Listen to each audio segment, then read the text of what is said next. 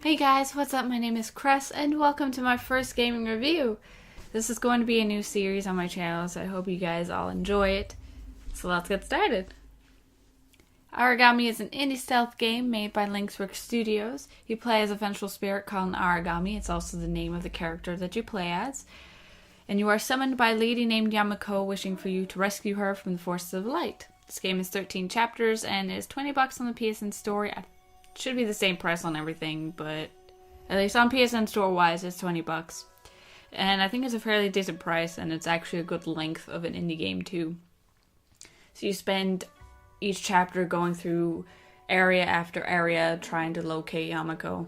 All that fun jazz. And going into this game, I wasn't expecting much, to be honest with you. A lot of indie games can be disappointing or downright amazing, and so it's really hard to judge that until you actually pick up the game. My main concern, though, was that each level was going to feel really repetitive and the gameplay would get stale really quickly. From the trailers that I watched, you only saw, the first chapter, I believe, gameplay-wise. And again, although it looked really fun, it definitely seemed like it was just going to get old really quickly. But of course, at that point in time, it was only just that trailer. And, the only attractive thing that I got from the trailer was, one, it's a stealth game. I enjoy pretty much all stealth games. And two, the visuals were stunning. At first, I wasn't sure what to think about it, but then after rewatching the trailer a little bit and getting the game itself, the visuals really suit the game, and I thought they were really gorgeous, so. Yeah, despite my disbelief that this was going to be a good game, though, I decided to pick it up. I picked it up 2 weeks after it released because I got the date wrong. Otherwise, I would have gotten it at launch, but I was quite surprised with this game. Loading up the game, I was pretty happy with the menu layouts and the music already. It definitely reminded me of Dishonored. I know that they got some inspiration from Dishonored as well, and there's even a trophy called that, I believe. But I think they got a lot of inspiration from a bunch of different games, and they kind of put it together into Aragami. So, the theme of the story as well was pretty interesting to me. Starting out, I was like, okay, I can get on board with this kind of story. It's fine. It's an indie game as well. So, I don't think it needs to be super complex, and it still seems like it's going to be an enjoyable story. So, I was really happy with the starting area as well. The tutorial wasn't too bad, and you get thrown into the game without, it babying you too much. I know recently for me, playing Pokemon Sun and Moon, boy did they baby you for the first island practically, so I wasn't expecting that, but for this game I'm glad that they didn't really baby you, although this did come out earlier obviously, but it was a really nice tutorial and I got the feel of things really quickly as well, and you do just get thrown into the game because you're not sure when the tutorial really ends, I guess, but it wasn't that bad. I also really love the starting ability you get, which is called Shadow Leap. And all the abilities and skills are both really unique for me and fun to play and use. This game, as I said, it does take inspiration from Dishonored. And so Shadow Leap is like the blink ability and everything, but it has its own personal spin on it that is different from the blink ability. And there's a few other ones that are rather similar, but also a little bit different in terms of how it functions within the location of the game and the theme of the game itself.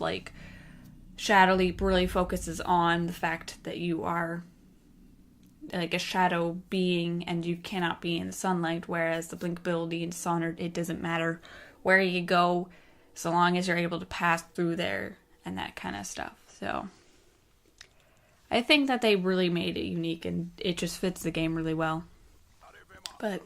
So because I don't want to spoil the story for you guys, I'll begin, I'll be keeping this brief, the story, how I feel about it.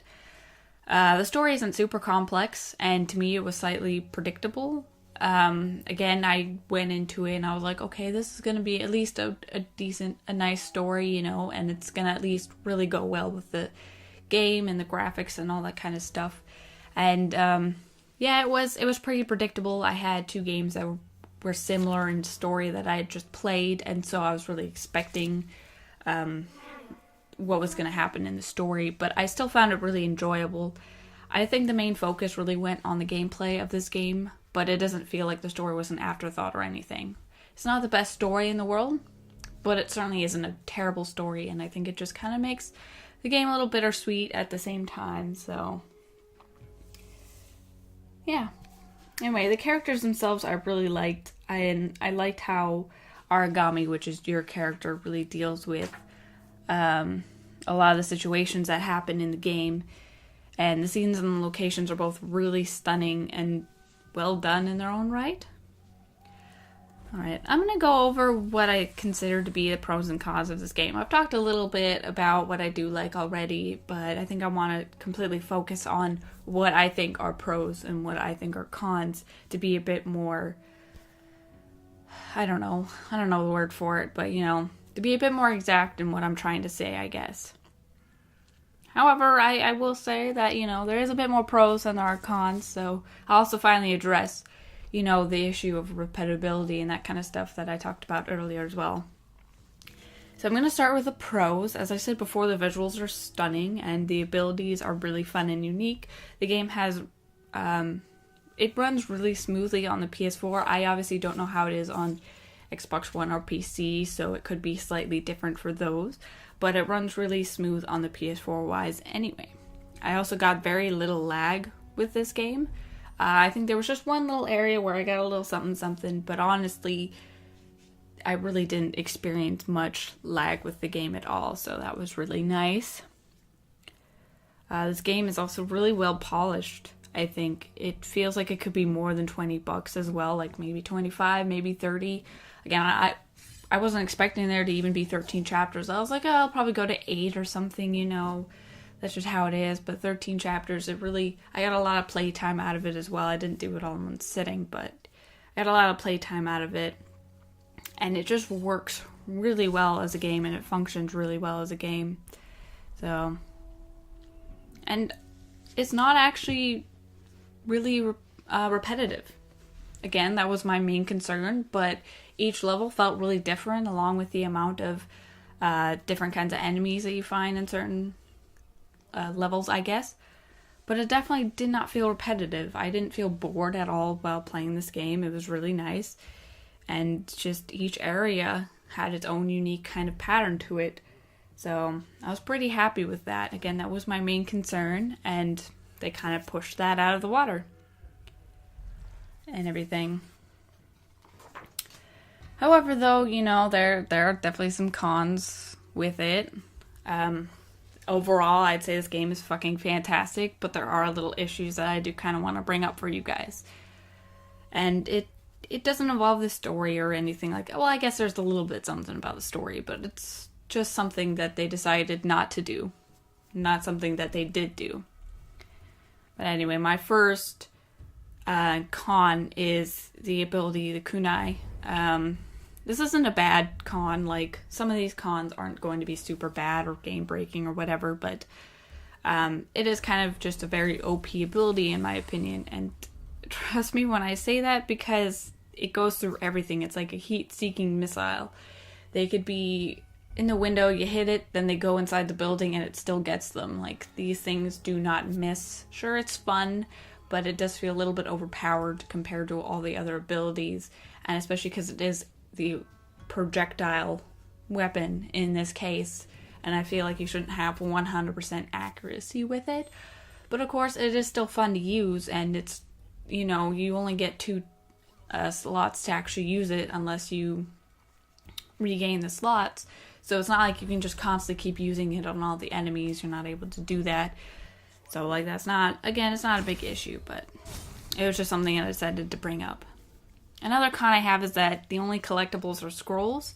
I was kind of disappointed that you really don't collect anything besides stuff that helps you gain more skills and abilities. Sure, they're the items in the story that you collect, and one of them that you see me use, which are the bells that I use, you can use them, but majority of them you aren't able to use them for anything. And I don't know, there's so many areas that are kind of expansive that I feel like they could have added different collectibles and stuff like that, but they really didn't do much.